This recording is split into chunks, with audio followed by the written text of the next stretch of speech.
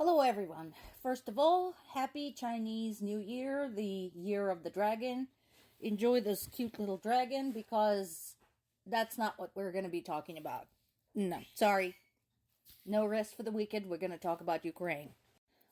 While Putin was spewing his lies for 3 hours to Tucker Carlson, who must have really needed a bathroom by the end of it, Russia delivered another devastating drone strike against Ukraine's second largest city of Kharkiv.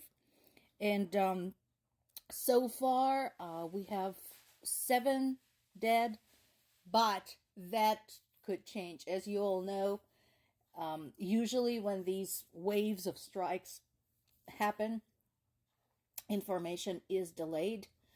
People might be trapped under the rubble. There's just no telling. So this is 7 dead that we know of as of right now.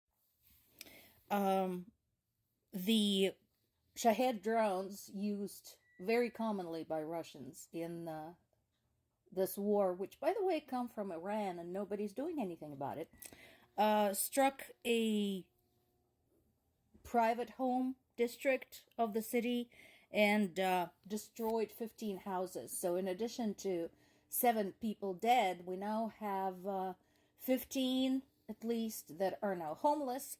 And according to Minister of the Interior, Igor Klimenko, said that 50 people had to be evacuated.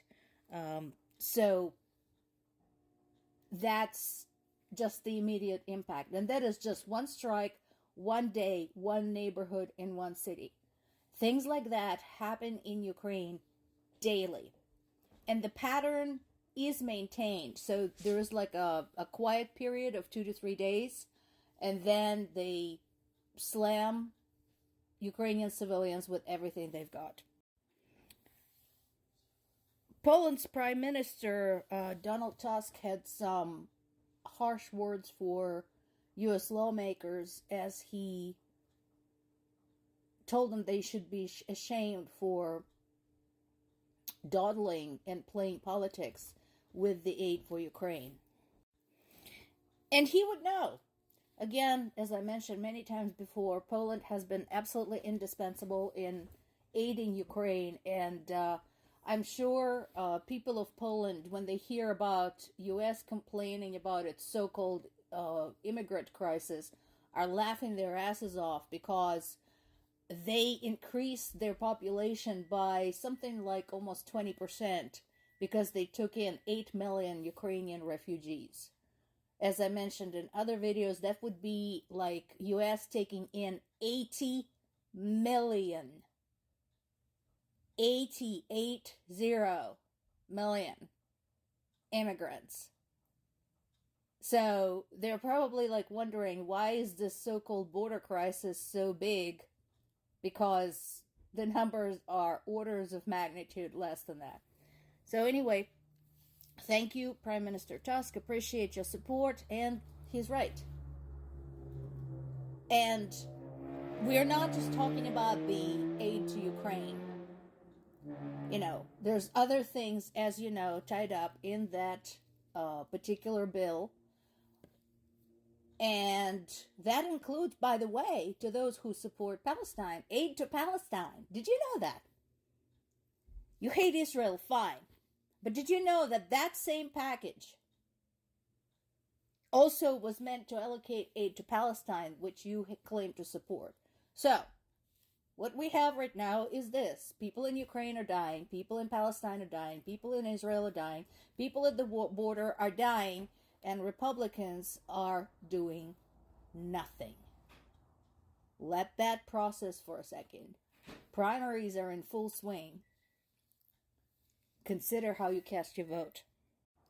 Now, in his interview to Tucker Carlson, Putin said that he attacked Ukraine in order to protect Russian interests so that Ukraine wouldn't join NATO or EU.